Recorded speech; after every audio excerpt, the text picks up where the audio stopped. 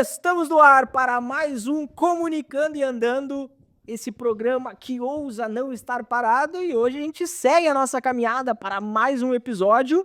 E antes de qualquer coisa, curte, compartilha, faz realmente esse conteúdo andar, porque eu olhei nos bastidores aqui e tem história muito legal e importante para esse momento que a gente vive aí, da parte dos negócios, a parte de cultura. Vai ser um papo muito bacana. Mas antes disso, quero mandar um abraço para a galera que nos acompanha aí toda terça-feira, 20h30, no canal Marketing. Estamos ao vivo, sempre procura na sua operadora.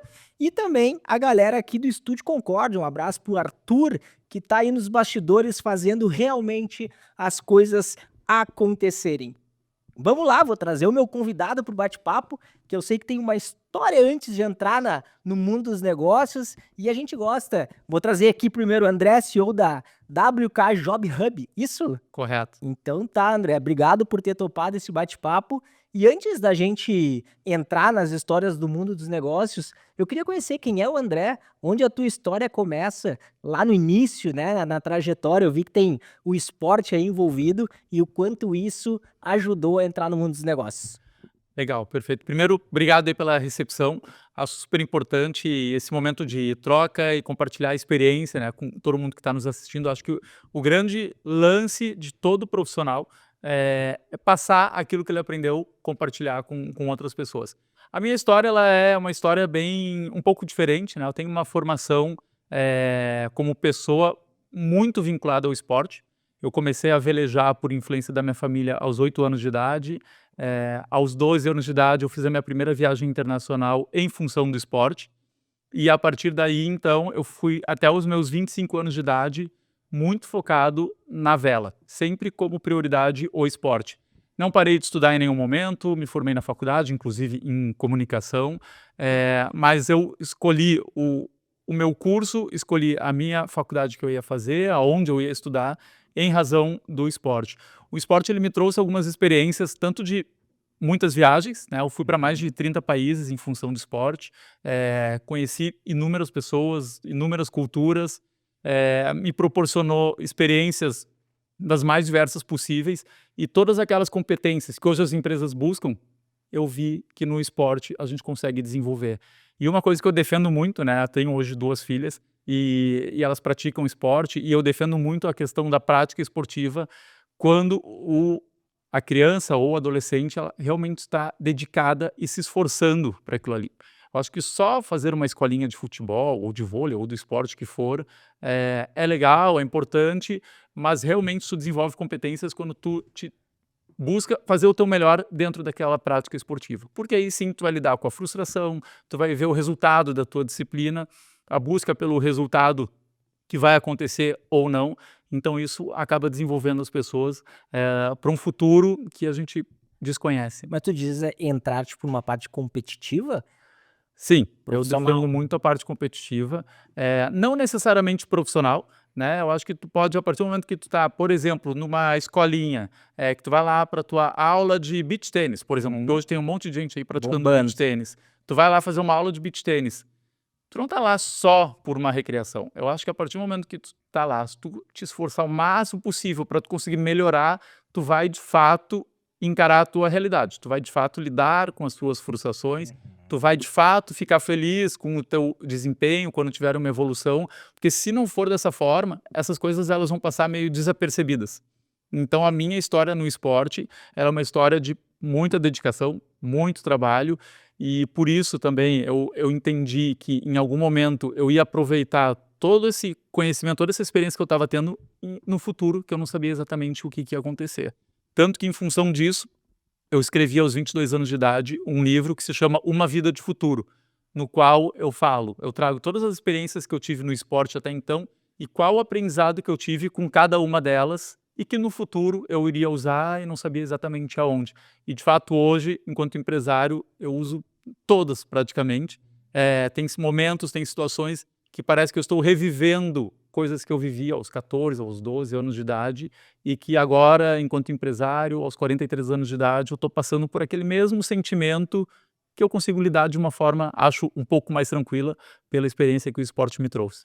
E tu acha que o principal desse contexto todo é a disciplina que um empresário, por exemplo, precisa ter, e o esporte ensina isso com excelência, porque tu tem que ter uma alimentação, tu tem que ter rotina, tu tem que ter muito treinamento para chegar ali na competição ou em alguma disputa e realmente tu conseguir dar o melhor, é a disciplina?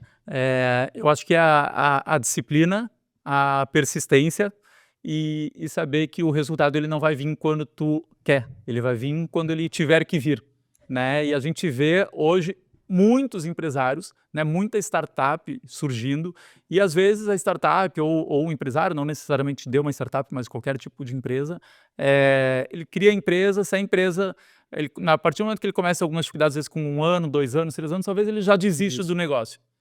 Mesmo ele tendo um talento absurdo, um conhecimento absurdo naquele nicho de mercado que ele está atuando.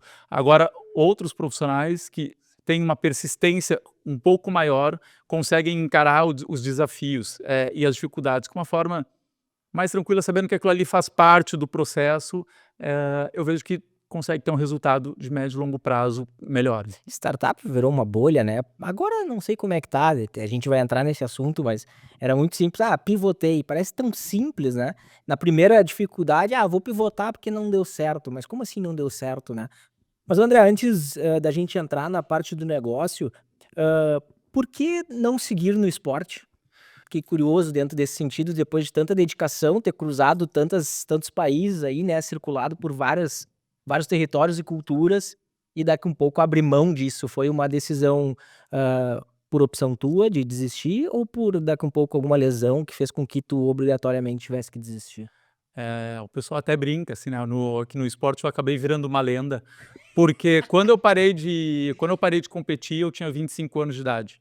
E quando eu parei, eu era campeão brasileiro, eu estava entre os 10 melhores do mundo de uma classe olímpica, eu tinha conquistado uma vitória em cima do Robert Scheid, que era na época o maior medalhista olímpico do Brasil, e eu parei.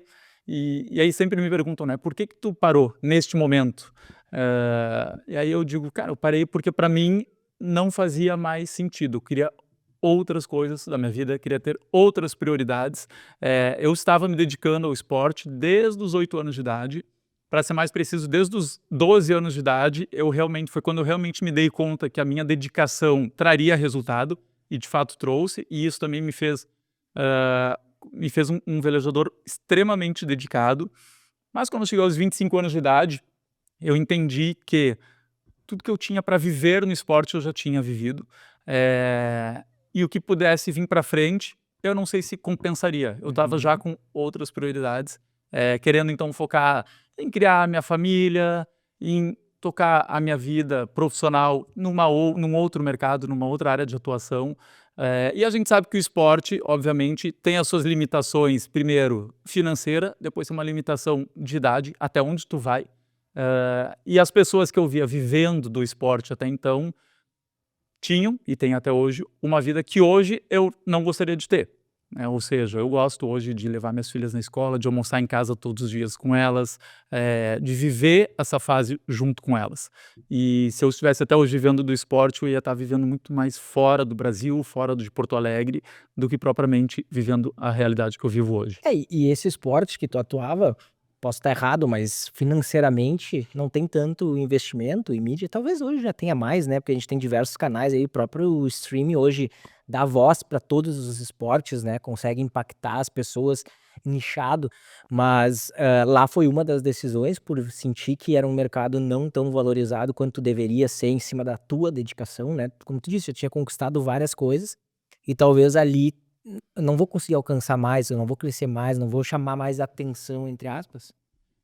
Esse não foi um dos fatores, obviamente que influencia também, mas não foi um dos fatores. Tanto que hoje alguns dos meus melhores amigos, eles vivem até hoje do esporte e vivem bem. Tem suas filhas em escola particular, tem sua casa, tem seu carro, enfim, tem uma vida realmente estável, mas esse não foi um dos fatores. Para mim, o principal fator foi que chegou um determinado momento em que as vitórias já não me alegravam mais tanto e com as derrotas eu também já não chorava mais. Então já estava uma coisa meio assim, não faz mais sentido. E aos 22 anos de idade, quando eu escrevi o livro já num momento que eu já estava começando a pensar em parar. E quando eu escrevi o livro, quando eu terminei de escrever o livro, eu vi, eu já vivi tanta coisa, já aprendi tanta coisa, eu não posso parar agora. E realmente, dos 22 aos 25 anos de idade, foi quando eu conquistei os títulos mais importantes, foi quando eu tive o maior aprendizado que o esporte poderia me dar. E aí eu acho que eu parei realmente na hora certa, assim, porque eu parei no momento, em termos de esporte, muito bom para mim. E para mim tá ótimo. Como tu Tanto disse, é um que... legado positivo, tanto que as pessoas comentam a favor Exatamente. disso, né? Tanto é que agora, quase 20 anos depois, daqui a uma semana eu vou estar ministrando uma clínica para o pessoal da nova geração que está buscando uma vaga olímpica, um resultado mundial expressivo. Então eu vou lá compartilhar a minha experiência com eles. Isso há 20 anos atrás. Então, quer dizer, eu acho que é um legado que fica. E aí tem muito sentido com o que a gente está fazendo aqui, né? Que é compartilhar a experiência com os mais novos. Perfeito. E conta um pouco dessa decisão de mudar, como que foi? Talvez tenha sido impactante para tua família, né? Abrir mão de algo que tu já estava chegando no ápice, não sei se é a palavra, mas que estava conquistando coisas positivas. Até para esse jovem aí que a gente conversa, esse jovem empresário que desiste tão fácil, e daqui um pouco tu teve uma opção de uma desistência para seguir uma outra trajetória. Tu trouxe aqui nas tuas palavras que tu sempre quis ter família, tu quis pensar em, como tu disse, hoje eu consigo almoçar com a minha filha, levar ela na escola, valoriza isso. E aí sim estava a decisão de se tornar empresário e ter um negócio teu? Não. No momento, né? Primeiro que assim, não foi uma desistência, foi uma Aham. decisão Mudar. que, ok, eu vou mudar e não faz mais parte de mim. A gente fala muito em transição de carreira, né? Então acho que posso dizer que foi uma transição de carreira por escolha própria. Eu acho que o não desistir para mim teria sido uma situação mais, uma zona de conforto, né? Uma decisão mais fácil. Sei. Em termos de família, nunca tive qualquer tipo de problema com relação a qualquer decisão que eu tenha tomado. Inclusive, isso me ajudou muito na minha formação e me ajuda muito até hoje. A minha família sempre me apoiou muito em qualquer decisão que eu tenha tomado. Imagina, quando eu resolvi, vou publicar um livro. Em nenhum momento alguém na minha família falou, não, mas tu não é escritor, tu não consegue publicar um livro. Não, muito pelo contrário, que legal, vai lá, te dou força, eu te apoio. Então, assim, eu sempre tive esse apoio. Sim. Né? E aí, quando a gente fala em como eu fui virar empresário, na verdade, quando eu comecei a parar de competir, eu passei, então, a treinar uma equipe fixa do Veleiros do Sul, aqui de Porto Alegre. E um ano depois, então, eu entrei numa empresa de tecnologia para trabalhar dentro da área de recursos humanos. Nessa empresa, então, foi onde eu consegui me desenvolver, assumir algumas posições de liderança, comecei a assumir outras áreas que não só a área de recursos humanos. O RH passou a ter uma posição mais estratégica dentro da empresa, saiu um pouco do operacional, até que em algum momento eu vi que fazia sentido, então, eu investir no meu próprio negócio, mais por uma demanda de mercado, Sim. né, por uma oportunidade que o mercado me mostrou que existia. E quando eu estava, então, a minha esposa estava grávida da nossa segunda filha, eu com 32 anos de idade, eu falei, agora é a hora de eu investir na minha empresa, porque se der errado, dá tempo de eu voltar. Se der certo, maravilha. Eu brinco que a gente está tentando fazer dar errado há mais de 10 anos e ainda não conseguimos. Boa. E tu comentou que tu, na área de comunicação, o que tu fez em comunicação? Foi jornalismo, publicidade? Eu me formei em Relações Públicas. Relações públicas. Quando eu estava terminando o colégio, chegou na época de vestibular, o que eu vou fazer para o vestibular? Eu digo, eu não faço a menor ideia, porque a única coisa que eu quero é velejar, e o que eu melhor sei fazer é velejar. Não existe faculdade de vela, existe faculdade de educação física, mas eu sabia, não, educação física não é o que eu quero fazer. Então eu fiz um trabalho com uma psicóloga de orientação vocacional, e aí eu fui estudando um pouco mais do meu perfil, entendendo um pouco mais, vendo quais as profissões fariam mais sentido. E aí depois de algumas sessões, acho que umas 4 ou 5 sessões, não preciso mais vir que eu já sei o que eu vou fazer. Eu vou estudar comunicação e vou fazer relações públicas. Por quê? Porque em algum momento eu vou usar isso a meu favor. Não é algo tecnicamente muito específico, como medicina, como direito, como uma engenharia. A comunicação eu posso usar em qualquer área de atuação. A própria educação física, A própria educação física, exato. Então, decidi por comunicação porque eu sabia que eu ia usar aquilo ali de alguma forma. Ou no esporte, vou ter que buscar patrocínio, fazer o marketing, fazer a divulgação disso, divulgação daquilo, organizar eventos, né? Organizei alguns eventos no esporte também. E depois, enquanto empresário, a gente vê o quanto a comunicação é importante e é relevante, né? Hoje o nosso Mas trabalho nem se pensava em digital naquela época. nem se pensava em digital. E hoje o nosso trabalho, ele é muito em função da comunicação, né? Nós lá, enquanto empresa, enquanto WK, a gente faz o intermédio entre o mercado, né, entre as empresas e os candidatos. O que é o nosso trabalho? É fazer a comunicação entre eles. Que massa. Agora que tu já falou da WK, de ter iniciado, né? Onde tu viu essa oportunidade, que é um gap que tinha no mercado, e aí tu abre a empresa e toma essa decisão de sair de outro negócio, que tu já era funcionário, enfim, para abrir o teu negócio, e por que nesse segmento? Explica um pouco o que é a WK. A WK Job Hub, ela nasceu como uma consultoria de recrutamento e seleção focada especificamente para a área de tecnologia. Então, a gente só trabalha no mercado de tecnologia. Quando eu estava na empresa de tecnologia onde eu trabalhava, eu cuidava muito da parte de recrutamento e seleção para a própria empresa. E aí, no meu contato com os clientes da empresa, os clientes eles vinham com demandas de contratação direta para eles. E aí eu vi, olha, tem oportunidade aí. Eu, enquanto diretor de RH dessa empresa de tecnologia, eventualmente contratava a única consultoria de recursos humanos de tecnologia que atendia vagas de tecnologia na época e não era bem atendido. Então eu digo, o mercado, né, os clientes têm a demanda. Existe uma empresa no mercado que existe até hoje, por sinal, uma empresa super consolidada, mas que tem pontos de melhoria no atendimento. E bem na época, eu fazia um MBA em gestão de negócios.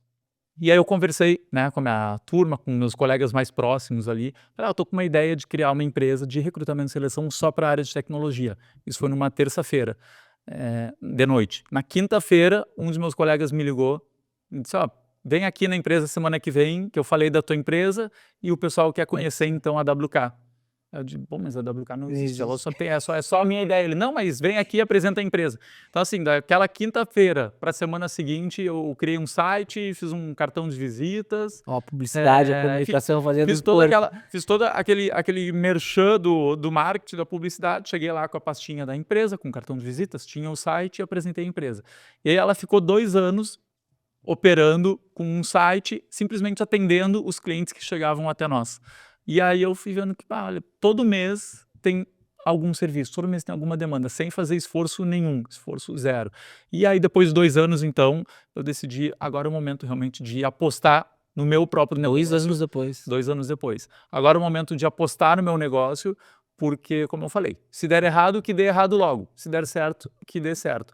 Eu entendi que eu estava já com um nível de maturidade bom para investir no meu próprio negócio, né? Na época eu vendi meu carro e apostei na empresa. E eu estava com uma idade ótima em termos de energia. E eu sempre tive o seguinte pensamento, né? Eu conheço vários empresários. E aí eu vejo, assim, alguns perfis que eu vejo de empresários que dão certo. Penso, se esse cara consegue, eu também consigo, né? Não é possível, né? Eu vou conseguir, vai dar certo. Mesmo pensamento aí que eu tive um pouco antes de ser pai, eu pensava, será que eu vou conseguir criar o filho, educar uma criança, como é que vai ser? Eu olhava assim, às vezes os pais de alguns amigos meus falavam, bom, se ele consegue, eu também consigo. Meu amigo aqui saiu super direito, olha o pai dele, como é que é, tipo assim, eu vou conseguir, vai dar certo. dar. Então, acho que tem muito também de uma autoconfiança, mas principalmente da atitude, né? De fato ir lá, eu vou apostar nisso e vou persistir, vou insistir, vou fazer dar certo. A WK, ela tá 100% atrelado a esse segmento de tecnologia? Ela está 100% atrelada ao segmento de tecnologia.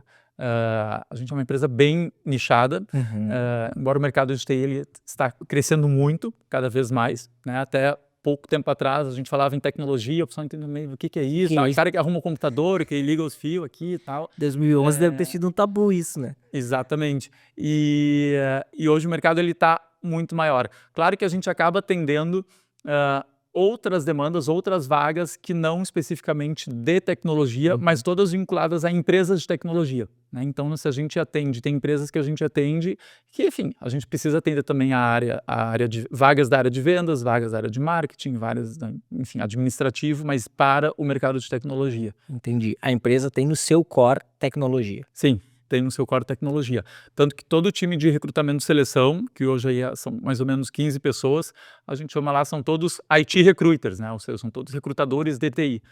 Surgiu uma vaga aqui, uma posição para trabalhar como advogado, né? Não é o nosso negócio. O nosso realmente é tecnologia.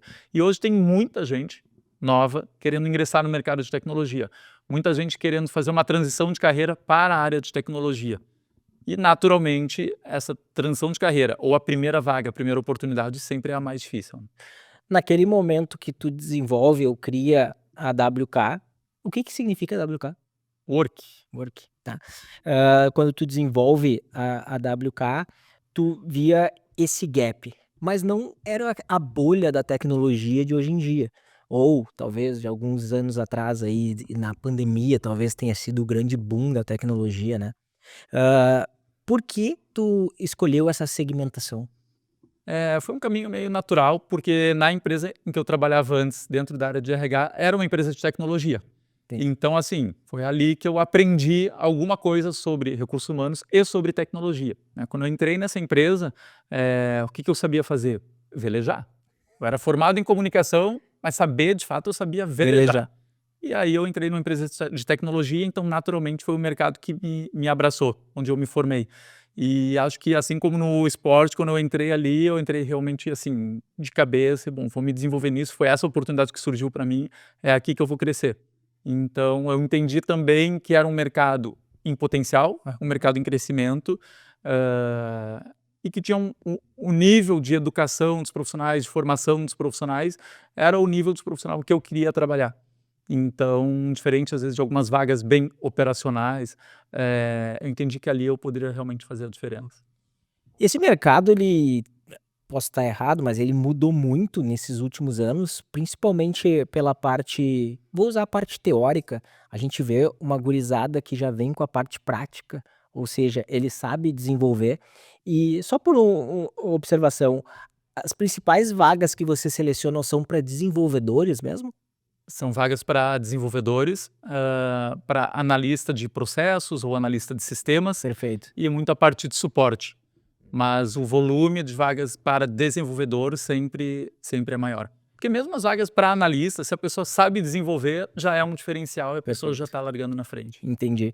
E aí, só concluindo ali a minha pergunta nesse sentido, essa gurizada ela aprende por conta, às vezes desenvolver e toda essa parte personal. Tenho amigos que fizeram isso, claro, acabaram se formando para colocar num currículo, mas muitas vezes sem necessidade de passar por um curso técnico, enfim.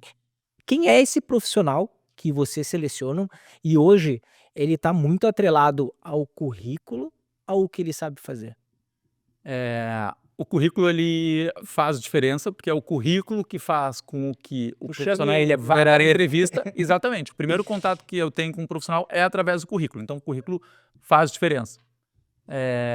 Então, tu ter ali uma formação completa faz diferença, não em termos de conhecimento, mas em termos de atitude. Tu vê, o cara começou uma faculdade, concluiu, se formou, pô, legal, maravilha. Começou uma, não concluiu, começou outra, não concluiu, começou outra. Né? Então, isso também já fala um pouco sobre a pessoa. Ou não, ou ele está cursando, ok, maravilha. Então, assim, o primeiro contato com um profissional é pelo currículo.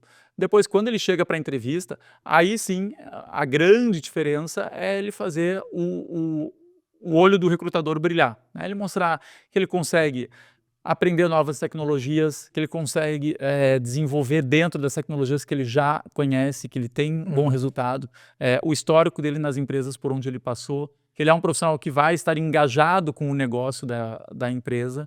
Esse é o grande diferencial, porque a gente sabe que tecnicamente o profissional ele consegue se desenvolver. Se ele quer, ele consegue se desenvolver. Mas em termos de soft skills, ou seja, engajamento, comunicação, disciplina, persistência, isso se ele não tem, se ele já não traz isso com ele, é muito difícil desenvolver isso na pessoa. Né? Então, a menos que ela esteja dentro de uma cultura muito específica. Mas o que faz brilhar o olho do recrutador é o conhecimento técnico somado à parte comportamental. E, até dentro das competências da WK tá a metodologia ágil, isso em cima do que eu pesquisei, óbvio. Explica um pouco mais essa metodologia e hoje o cliente busca a TWK em cima de uma necessidade específica, e aí tu começa a buscar no mercado, e tu já tem daqui um pouco uma lista de pessoas ou, potenciais, colaboradores que podem integrar aquela empresa? Como que funciona essa metodologia de vocês?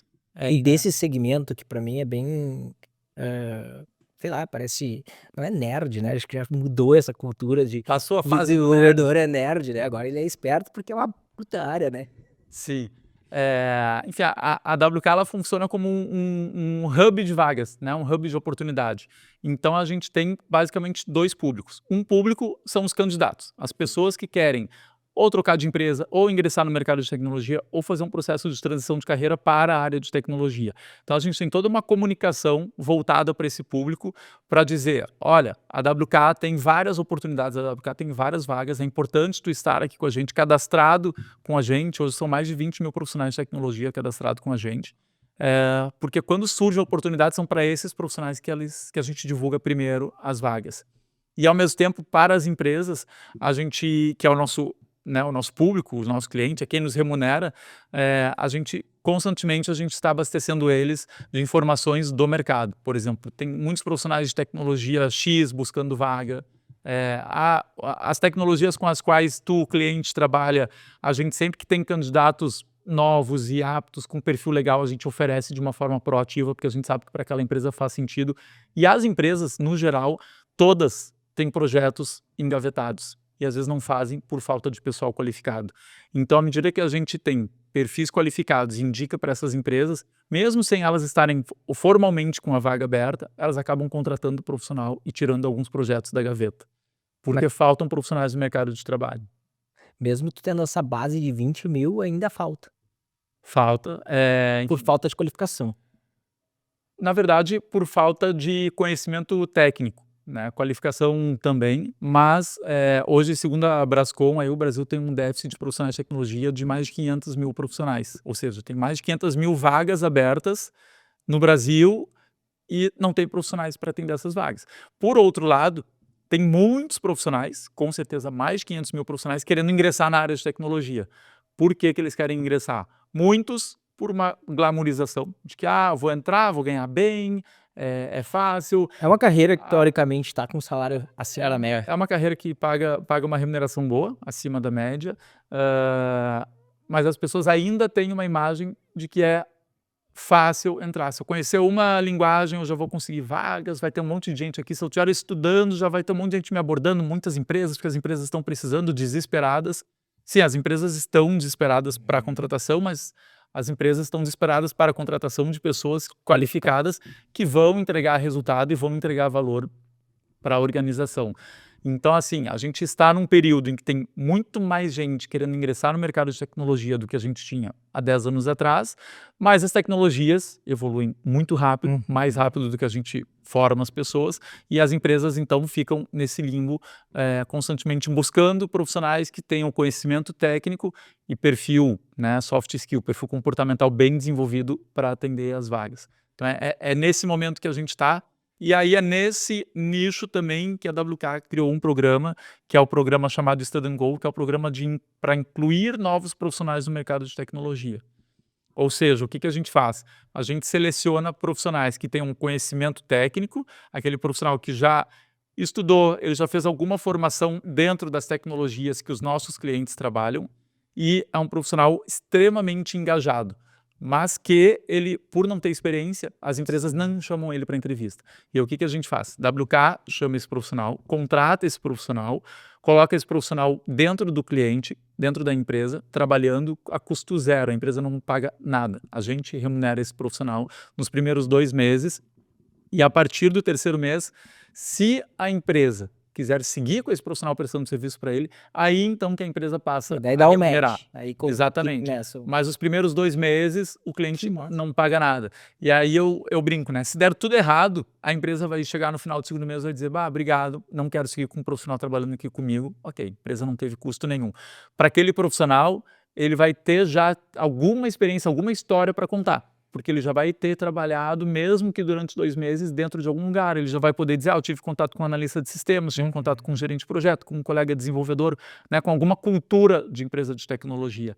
Então é um programa que nos orgulha bastante, porque a gente dá oportunidade para quem está ali naquele limbo que é difícil entrar. A primeira vaga sempre é a mais difícil. E nesses 2 meses, ele participa dentro da empresa e de treinamento junto com vocês. Ele está nas duas frentes, está estudando teoricamente e botando em prática. Isso. Exatamente. Ele participa dentro da empresa, dentro do cliente, da operação do cliente, do dia a dia, e pelo lado da AWK, a gente faz um acompanhamento e uma formação com esse profissional para desenvolver ele justamente dentro da cultura do cliente.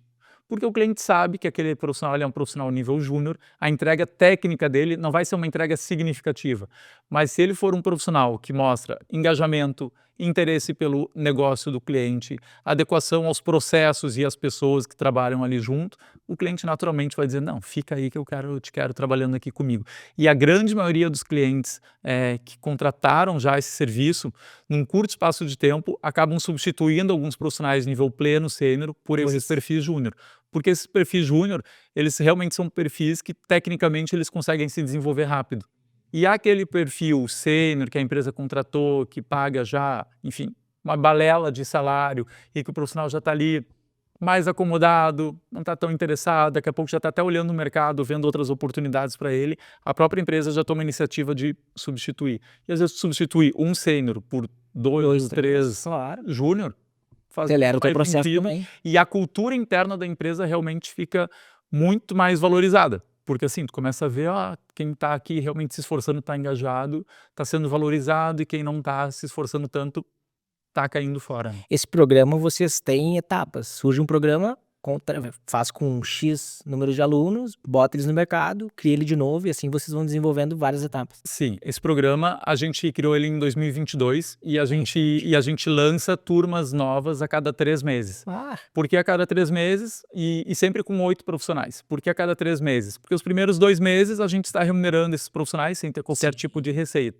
A partir do terceiro mês, então, a gente lança uma nova turma e aí tem todo um processo de seleção e tal dos novos, e aí então a gente vai sempre a cada 3 meses com novas turmas. Então tem profissionais que entraram por esse programa, que hoje eles vêm, mandam foto do carro que eles compraram, mandam quando eles foram promovidos na empresa, então realmente você consegue ver que traz resultado e faz diferença na vida daquelas pessoas. E por mais que eles já estejam trabalhando lá no cliente, às vezes há 2 anos, pouco mais de 2 anos, eles ainda nos reconhecem por a gente ter dado aquela primeira oportunidade para eles. E o que vai acontecer no futuro, ali na frente, quando eles tiverem alguma posição de liderança, algum poder de decisão dentro da empresa que eles estão trabalhando, eles vão nos chamar. Então, assim, a gente também pensa no médio e longo prazo. Ciclo, né? Exatamente. O ciclo também te relaciona, até o relacionamento com a empresa, né? Aquele cara que tu colocou lá dentro, ele segue tendo uma relação contigo e, consequentemente, entregando essa relação pro próprio negócio que ele está inserido, né? Tu falou são 8 só? São 8 profissionais a cada 3 meses.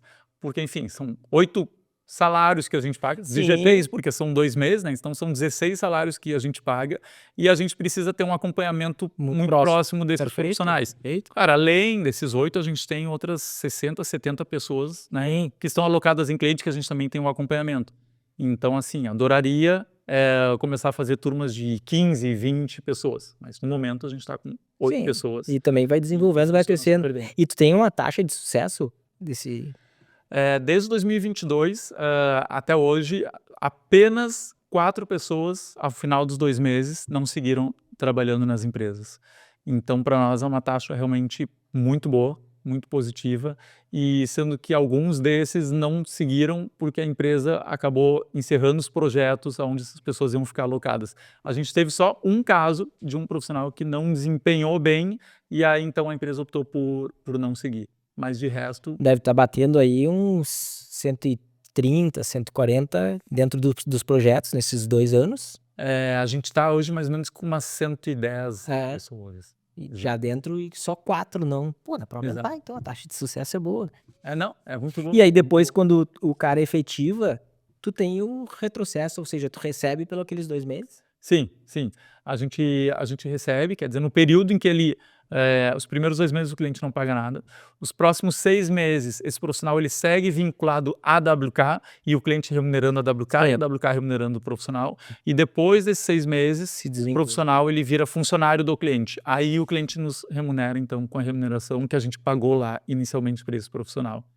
Então, assim, o cliente, quando ele faz a contratação efetiva, ele já testou o profissional, ele já validou, o profissional já está dentro da cultura dele, para ele vai ser só uma questão mais administrativa do que propriamente eu estou trazendo um novo membro para o time. Sabe? Então, realmente é um programa que para nós tem funcionado super bem.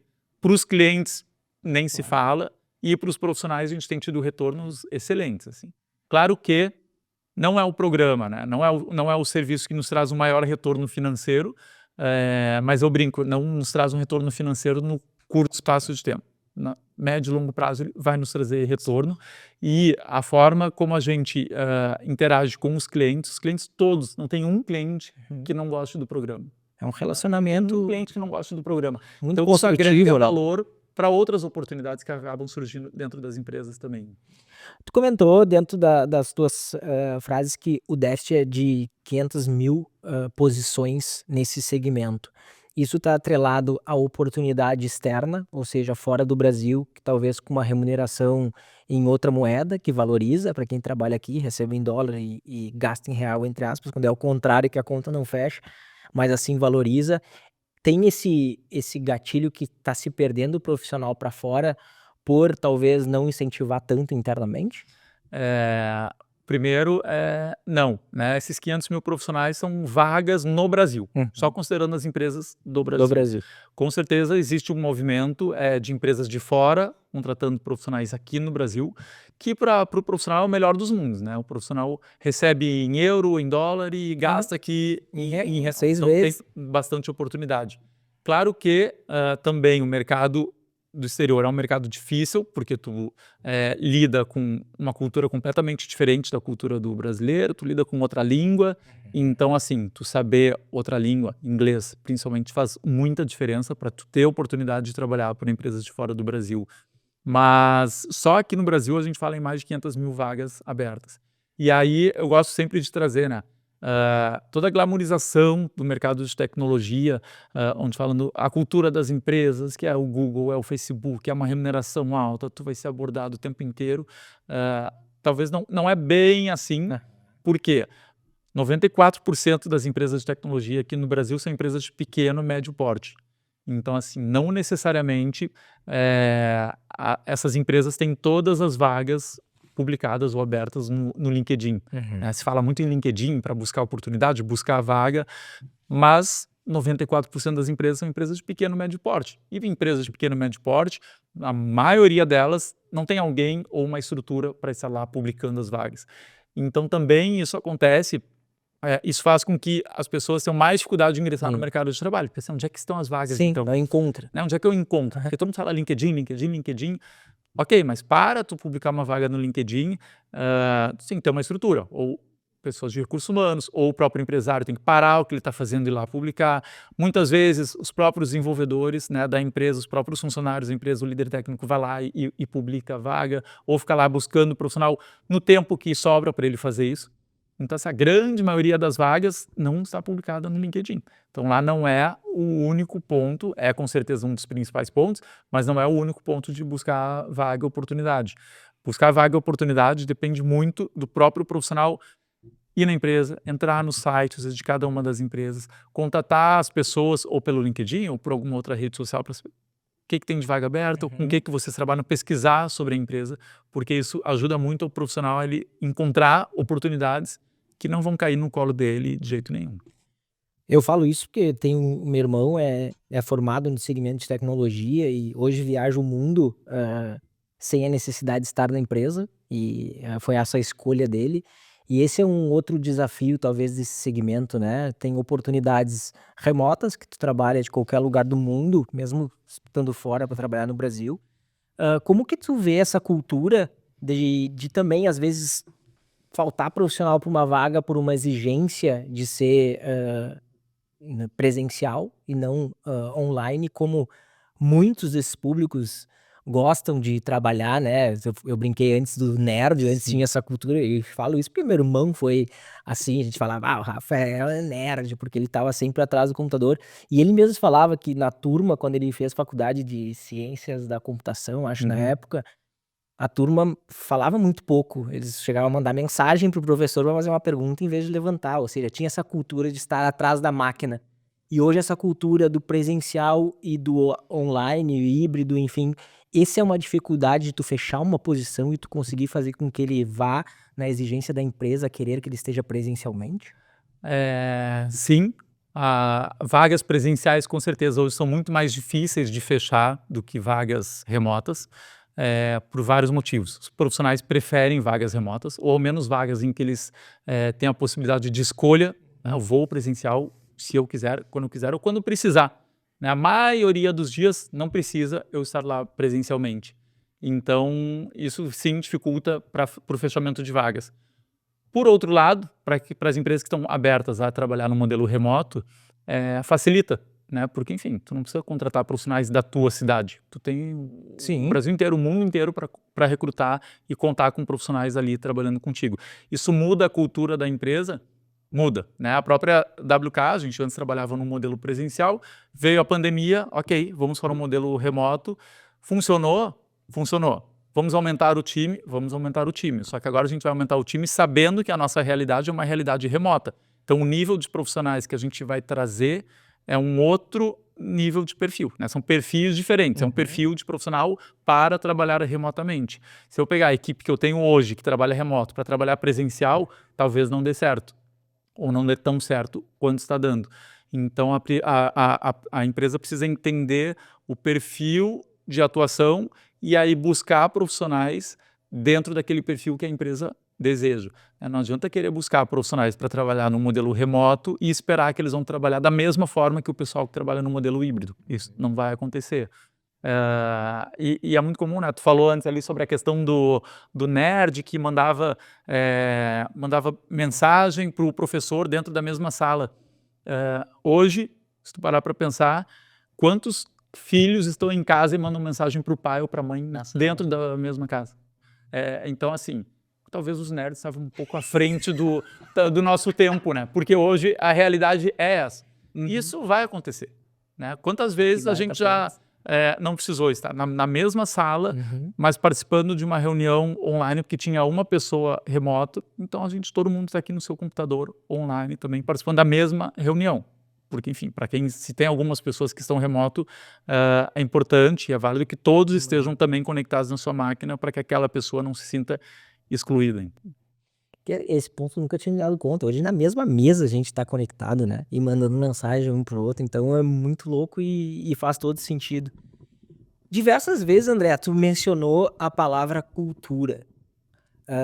E acho que esse acho que é o grande desafio hoje de todos os negócios aí, de todos os segmentos, porque tá cada vez mais distante as pessoas. A gente acabou de falar de estar conectado. Muitas vezes pessoas que contratam uma pessoa, ela nunca vai na empresa, ou seja, não tem como essa parte de recrutamento faz com que tu identifique realmente a cultura da empresa, para que tu consiga, até dentro desse projeto que vocês têm, de entender a cultura que muitas vezes está dispersa, para conseguir o cara se integrar de alguma forma dentro do negócio e se manter por mais tempo dentro da empresa. Primeiro, assim, né, o que sustenta a cultura de qualquer organização são os valores que aquela empresa tem. E os valores que ela tem e que ela de fato pratica, né? Então, acho que um ponto importante é saber quais são os valores dessa empresa. E o segundo ponto é a gente ter consciência de que a cultura dentro de uma empresa, o que ela é? Ela é o reflexo dos valores junto com a atitude e com os processos que aquela empresa executa. E quando a gente fala em atitude e processos, não são necessariamente as atitudes que o RH determina que são as certas, ou não são os processos que os líderes e gestores determinam que aconteça. A cultura, ela é o que ela é, né? Quando a gente fala aqui, por exemplo, em Brasil, a gente tem uma cultura de batedor de carteira. Se você na rua com a tua carteira dando sopa e alguém roubar, vão dizer, bom, tu deu mole, né? Quer dizer, faz parte da nossa cultura.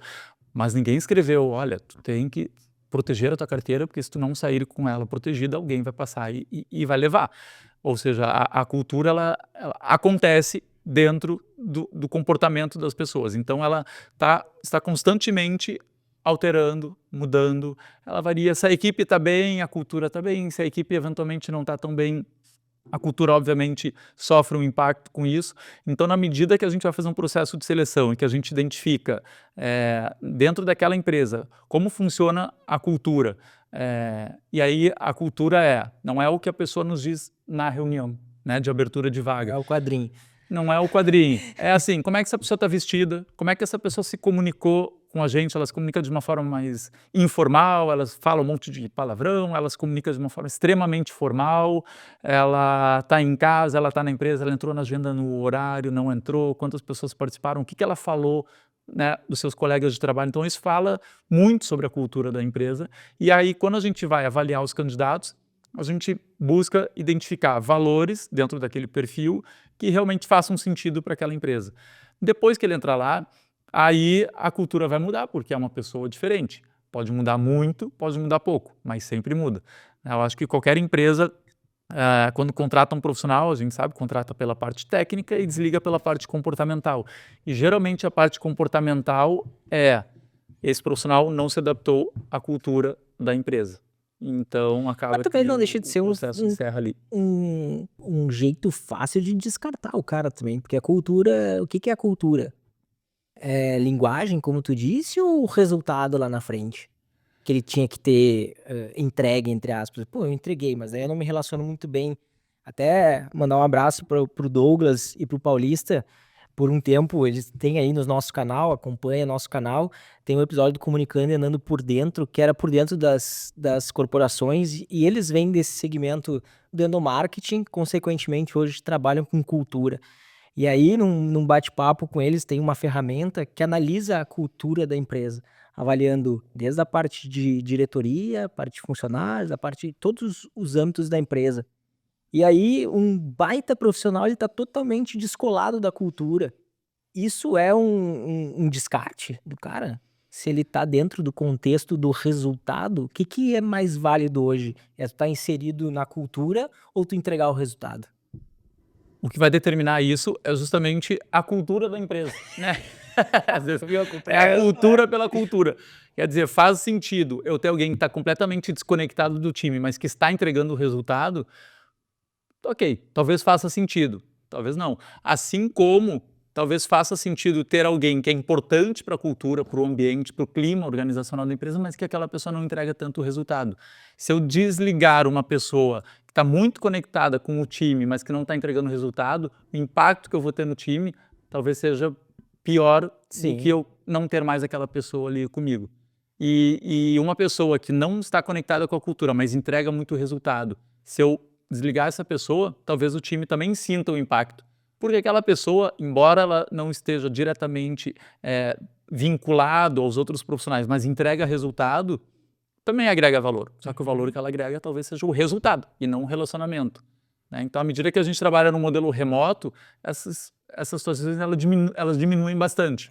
Porque não gera um incômodo diário nas pessoas. A partir do momento que isso está presencial e tu tem alguém muito descolado do time, aquilo ali vai desgastando muito mais rápido do que no modelo remoto. Assim como a questão do engajamento de uma forma remota, ela é mais difícil do que presencial. Uma coisa é tu chegar na empresa todos os dias, dar bom dia, boa noite, sorrir para a pessoa, enfim, ter aquele momento de descontração em conjunto. Isso no modelo presencial acontece muito e fortalece a cultura da empresa. No modelo remoto, não acontece tanto. Então, inclusive, quando a gente vai buscar profissionais para ingressar no mercado de trabalho, se a empresa trabalha, né, num modelo remoto, a gente busca profissionais que já vêm de uma formação remota, né, que já vem de cursos de faculdade, enfim, de uma forma remota, ou seja, alguém que teve mais autonomia, daqui a pouco que precisou ter mais autonomia para buscar conhecimento, para buscar conteúdo, para entregar os seus trabalhos, do que alguém que no modelo presencial às vezes foi mais direcionado ali pelo professor. E quando chegar para trabalhar no modelo remoto, talvez tenha um pouco mais de dificuldade. Sim, tá acostumado com a parte do relacionamento e acaba depois se sentindo só, né? Acho que isso é uma tendência aí de... Tendência não, né? Mas que foi um dos grandes impactos, é o cara começar a se sentir sozinho e necessitar, né? Então o híbrido, acho que hoje é a maior tendência desse mercado, principalmente, né? O que a gente vê, né? Parte das empresas aqui de Porto Alegre estão aderindo ao modelo presencial ou estão dando maior preferência para o modelo presencial. Hoje a maioria das vagas que a gente tem abertas para Porto Alegre é no modelo presencial. Quando a gente fala em vagas para São Paulo, o Rio de Janeiro, ainda são vagas muito mais remotas. Por que isso? Porque a gente ainda tem uma cultura da presencialidade, do conhecer a pessoa, do ver se a pessoa está trabalhando ou não. Será que essa pessoa está trabalhando lá no horário às 9 da Gaúcho manhã? desconfiado. Desconfiado, ou será que ele não está? Será que ele está vendo televisão? Será que ele está... Enfim, então a gente tem essa cultura. Então, naturalmente, a maioria das vagas são vagas presenciais. E, claro, para as vagas remotas, acaba que tem muito mais candidatos, muito mais opções. E já é um cenário escasso de profissionais. Então, a partir do momento que tu coloca vagas presenciais, o teu cenário vai ser mais escasso ainda. Porque o profissional que mora na esquina da tua empresa, tu está concorrendo para contratar ele, assim como tu está concorrendo com empresas de São Paulo, do Rio de Janeiro, de qualquer outro lugar que estão buscando esse profissional. Legal. Como que tu tá vendo essa questão do desenvolvimento da tecnologia ultra mega acelerado? A gente, por um período se falou muito em realidade aumentada, já morreu. Aí se falou em metaverso, morreu. E tinha gente se preparando para isso. Agora se fala em ChatGPT, enfim, a IA como um todo. Como tu tá vendo essa aceleração e como que um jovem que pensa, eu quero me especializar quero entrar nesse mercado, por onde que ele vai? Se para quem não é do mercado já aparece tantas oportunidades, como que ele vai conseguir entrar numa carreira e realmente entrar no mercado de trabalho e conseguir performar? Porque talvez quando ele chega lá já mudou, não é mais isso, tem que mudar o sistema, a ferramenta, enfim. Como que tu tá enxergando esse processo rápido? E se dentro da tua cultura, a IA hoje é uma realidade para selecionar um bom candidato? A inteligência artificial ela já é uma realidade dentro das empresas, isso é fato. Ela ajuda muito na seleção de profissionais. Inclusive nós, enquanto WK, a gente está desenvolvendo uma ferramenta própria de inteligência artificial voltada para a contratação de profissionais de tecnologia. Embora a gente sabe que o mercado está defasado da quantidade de profissionais, mas a IA ela realmente consegue filtrar os currículos de uma forma muito mais rápida, já inclusive entregando os perfis ranqueados. Esse profissional é 100% aderente, esse é 90% aderente, esse é 50% aderente. Claro que isso tudo com base em algoritmos, então assim, simplesmente pela base técnica do que a vaga pede, Sem a do que está cultura escrito dele. no currículo, correto. E quando a gente fala de aceleração, obviamente que a tecnologia tem um papel muito importante nisso, mas eu acho que o mundo como um todo ele está muito acelerado, né? E isso a gente pode trazer para todas as profissões.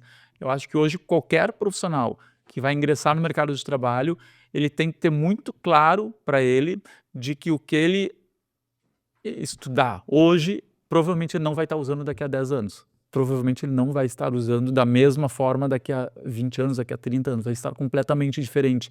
Então, acho que um perfil que não existia antes e que hoje cada vez mais é exigido é aquele profissional que consegue se adaptar de uma forma rápida, que está constantemente aprendendo coisas novas, novas ferramentas, novas tecnologias, novos processos, porque senão esse profissional, com certeza, ele vai ficar defasado e vai acabar ficando para trás.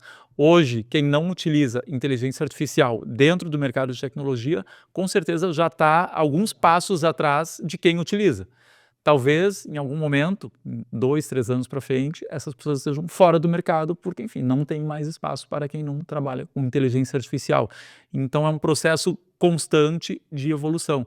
Eu acho que a gente precisa também entender que o mundo ele está evoluindo cada vez mais rápido. Não é à toa que as pessoas estão mais ansiosas, estão sempre correndo, estão sempre cansadas, estão mais depressivas, estão mais, enfim, sobrecarregadas. Então, tu conseguir fazer um bom filtro daquilo que tu consome e daquilo que tu aprende e a habilidade que tu desenvolve, com certeza vai te trazer alguma vantagem ali na frente. Mas tu não tem a percepção que a IA, para grande massa, ela ainda está muito atrás do que se fala no mercado, de que vai substituir o funcionário? Nesse segmento de tecnologia, já se enxerga essa substituição de um colaborador pela inteligência artificial, ou ainda depende que ele aperte os botões para ela funcionar? Ainda depende de que aperte os botões para funcionar. eu acho que pode substituir algumas atividades de alguns profissionais, mas com certeza vai demandar outros perfis, novos profissionais com outros conhecimentos.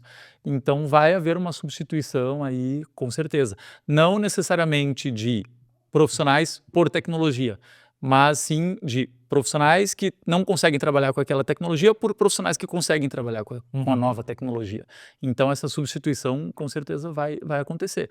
Hoje, por exemplo, na WK, a gente tem vagas abertas aí para trabalhar com recrutamento e seleção de tecnologia, que para nós, trazer um profissional, mesmo que seja um profissional de nível júnior, que não tenha contato nenhum com nenhuma ferramenta de inteligência artificial, não faz mais sentido, porque a gente já tem pessoas que ainda não são profissionais, querem ingressar no mercado de trabalho, que já utilizam inteligência artificial, já utilizam o ChatGPT para alguma coisa, já utilizam alguma outra ferramenta para montar uma apresentação, que seja, e é esse nível de profissional que a gente está buscando.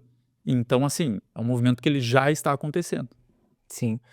E o quanto o papel da liderança, pensando em todo esse contexto que a gente já falou, que é cultura, ferramenta, tecnologia, o quanto nesse mercado a liderança tem se tornado uma referência para trazer bons colaboradores? Vou trazer pelo meu mercado, sou da parte da publicidade, da comunicação, e muitas vezes tem cargos específicos, e vou trazer uma linguagem que todo mundo conhece, tráfego, pago, enfim. As grandes lideranças não sabem nem avaliar se o profissional ele é qualificado, se ele está realmente entregando o resultado em cima de números, porque são tantos números que é muito simples tu mostrar que crescemos. Tá, mas lá na ponta tá crescendo realmente. Como que tá nesse mercado de tecnologia, onde tudo isso que a gente falou tá mega acelerado, e o líder precisa ter esse papel de liderança aí para fazer as coisas funcionarem e botar a cultura em prática e entregar o resultado lá? Como tu enxerga isso? Questão liderança, cultura com tecnologia. Acho que a questão da liderança, ela é cada vez mais colocada à prova, né? A liderança ela tem um papel de conduzir o time para atingir o resultado. Qual é esse resultado? É a liderança que vai dizer, olha, o nosso resultado que a gente precisa atingir é esse aqui. Então, acho que o grande desafio é a liderança direcionar o seu time para atingir aquele resultado. Ou seja, não adianta o time me trazer 500 mil informações, 500 mil dados, como nós estamos crescendo, a gente está evoluindo, a gente está dando passos importantes, significativos, mas lá na ponta, aquele resultado que é o importante para a empresa, que é o que a liderança disse, olha, a gente precisa chegar nisso aqui. Se a gente não chegar nisso aqui, talvez todas essas informações são só dados, mas que não estão necessariamente nos direcionando para aquele objetivo que a gente tem. Então, acredito que a liderança tem um papel, não precisa conhecer tecnicamente tudo que o seu time conhece, mas precisa sim direcionar o time, porque muitas vezes a liderança precisa só dizer para o time, cara, a gente só precisa atingir isso aqui. E aí a gente está falando basicamente sobre comunicação, né? A liderança comunicar o time, o que o time precisa atingir. Talvez o time vai trazer vários caminhos diferentes para atingir aquele objetivo, mas o papel da liderança é realmente direcionar o time para aquele objetivo. E na grande maioria das vezes, o time técnico tem mais conhecimento do que a própria liderança. Então, o papel da liderança é sobre comunicação. Que baita ponto. Às vezes parece que o líder precisa fazer tudo, né? E se ele se posicionar como fazendo as coisas funcionar, a engrenagem funcionar, muitas vezes dá mais resultado do que ele querer se meter onde não tem conhecimento.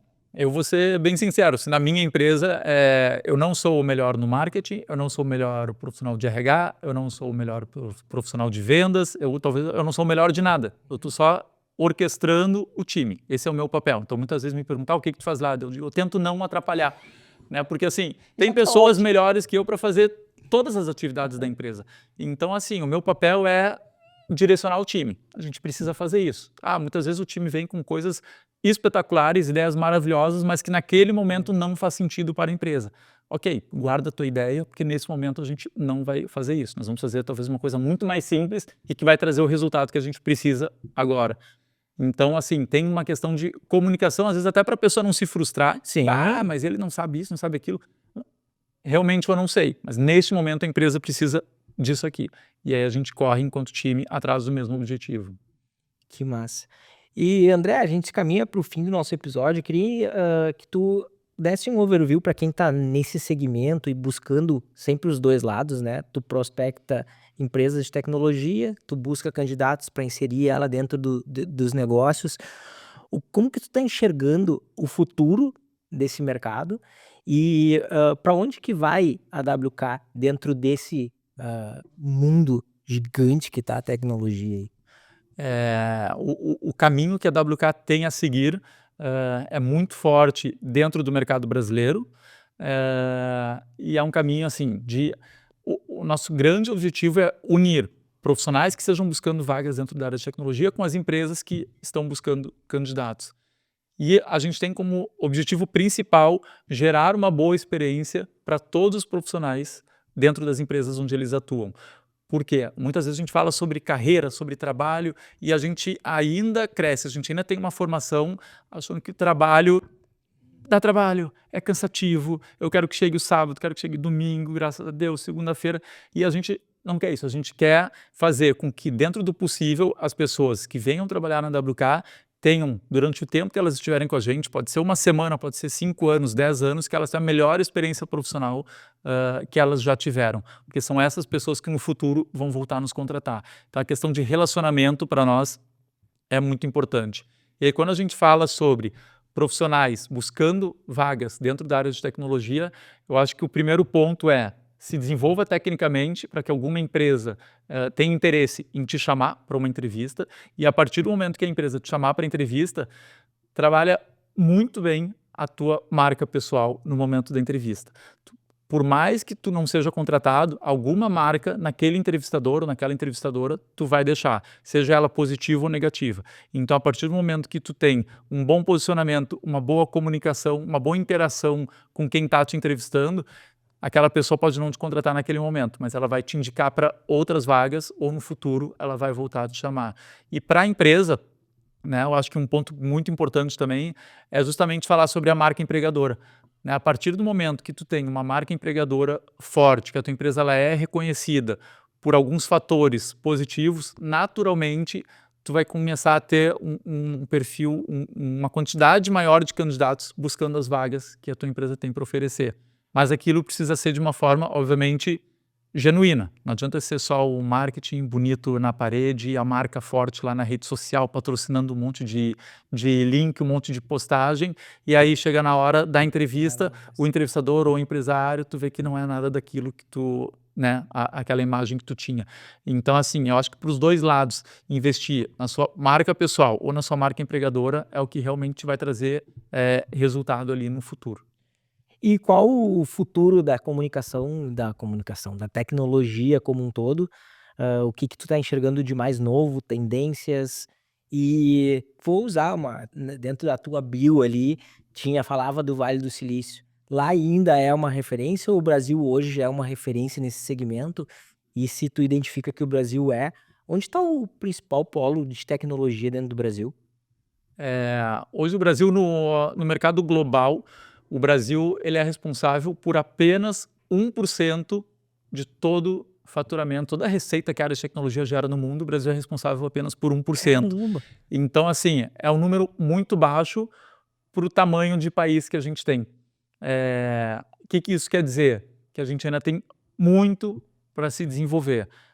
Isso é ruim, porque a gente não está ainda super bem desenvolvido, é ruim. Por outro lado, é bom, porque a gente tem muita oportunidade para frente, e acho que são oportunidades que elas vão acontecer, porque o Brasil vai crescer. A gente tem alguns polos muito importantes de tecnologia aqui no Brasil que estão se desenvolvendo, são polos que estão fazendo um trabalho muito bacana de formação de novos profissionais. Então isso realmente pode não trazer um resultado no curto espaço de tempo, mas no médio, longo espaço de tempo, com certeza a gente vai ter um crescimento significativo, né? Sim, Vale do Silício é uma potência na área de tecnologia, né? A gente fala aí hoje, Califórnia, se fosse um país, seria o 5º país mais rico do mundo, né? Então, assim, com certeza é uma potência. Lá acontece muita inovação, algumas das principais empresas de tecnologia, elas estão lá. A gente viu aí o boom que teve na pandemia, e aí depois, naturalmente, com o passar da pandemia teve uma desaceleração, mas as empresas de tecnologia, hoje elas estão ainda maiores do que em 2019 e crescendo. Então, quer dizer, teve a tecnologia que deu um pico de aceleração muito forte, mas as empresas mesmo pós-pandemia seguem crescendo e evoluindo. Então, tem bastante oportunidade aí para frente para todo mundo. E do Brasil, tu identifica qual é a principal região dentro desse segmento? Com certeza, Rio Grande do Sul, São Paulo, Santa Catarina e Rio de Janeiro, eu diria um pouco mais atrás, assim. Recife está se desenvolvendo muito bem também. Lá tem o Porto Digital, tem algumas empresas grandes migrando para lá, porque Recife hoje, percentualmente, é o local, é a capital onde mais forma profissionais de tecnologia. Então, algumas empresas já bem ligadas, pensando no futuro, estão se instalando lá para naturalmente captar esses profissionais. Mas ainda, sem dúvida nenhuma, São Paulo é um polo bem importante dentro da área de tecnologia, mas tem vários outros estados aí que estão se desenvolvendo. André, primeiro eu queria agradecer a tua participação e a gente sempre faz uma pergunta no fim, que é a gente segue sempre conectando boas histórias, assim como se conecta com as empresas, o Comunicando desde o primeiro episódio, a gente vai conectando boas histórias. Quem que é uma referência para ti no mundo dos negócios, não necessariamente dentro da parte de recrutamento e seleção ou de TI, enfim, no mundo dos negócios, que tu pudesse conectar com a gente para sentar aí e contar uma história, inspirar as pessoas, assim como a tua trajetória lá desde o início inspira. Hoje uma pessoa que realmente me inspira é o Edgar Serrano.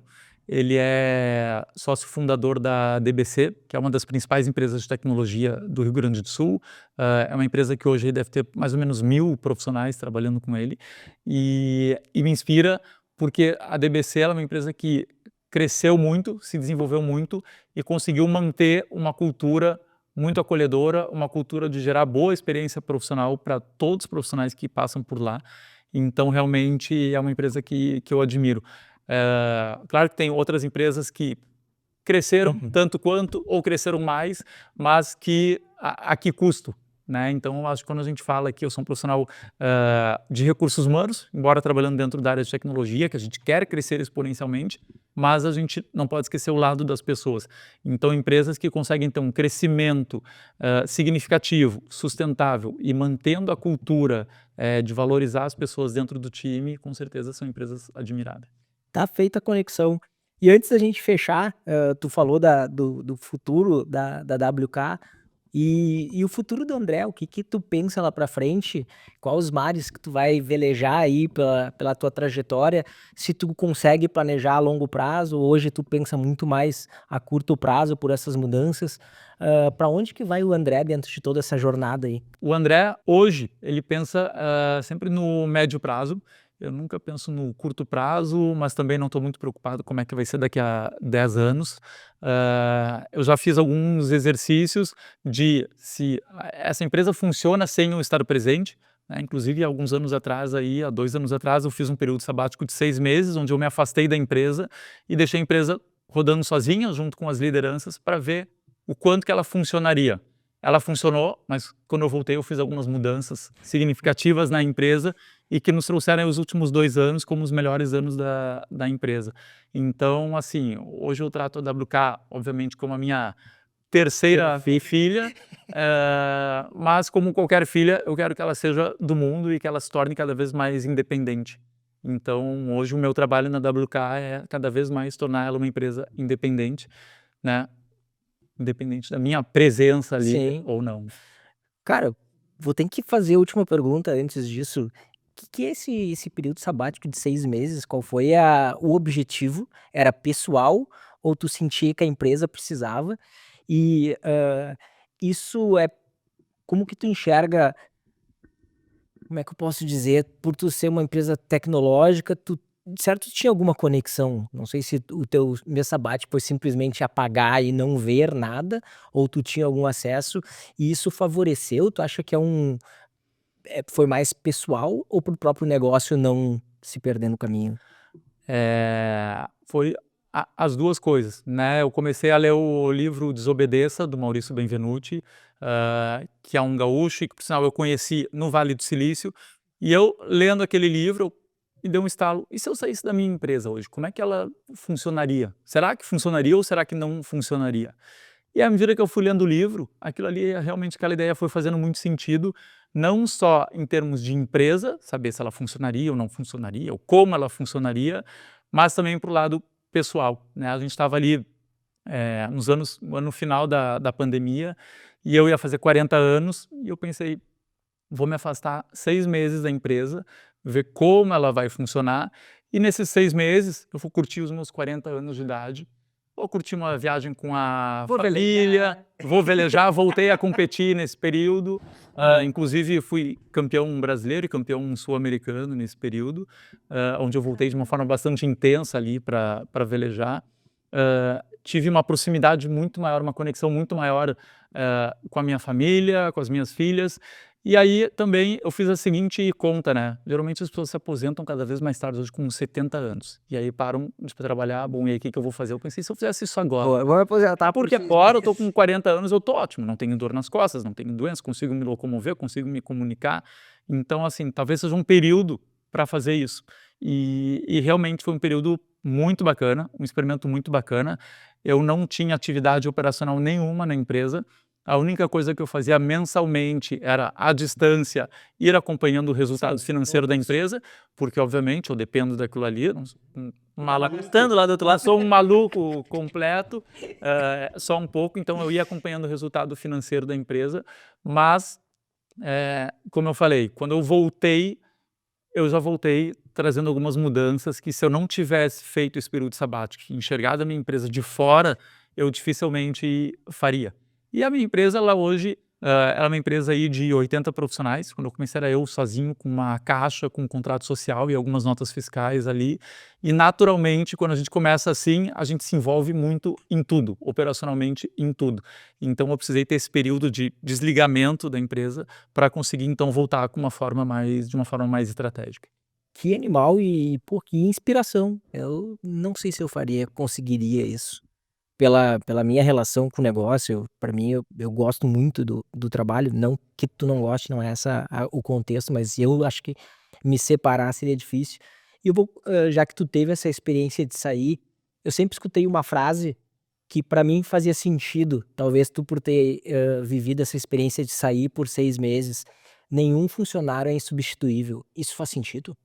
Total sentido, porque assim, se eu, que sou o dono da empresa, posso ser substituído, se eu fiquei fora da empresa e a empresa continuou rodando, enfim, deu certo, qual profissional que não é substituível, né? Então, eu acho que o nosso legado com os profissionais é o vínculo que a gente cria com eles. Mas as atividades profissionais, outra pessoa pode fazer, e com certeza qualquer profissional pode ser substituído, porque certamente tem alguém que faz melhor do que tu faria. Então, assim, é uma questão realmente de criar vínculo e criar uma cultura dentro da empresa. Hoje, eu sei que se eu mudar algumas pessoas do time, a cultura vai mudar. Uhum. E eu não quero mudar a cultura, porque é uma cultura que eu gosto, é uma cultura bacana de se trabalhar.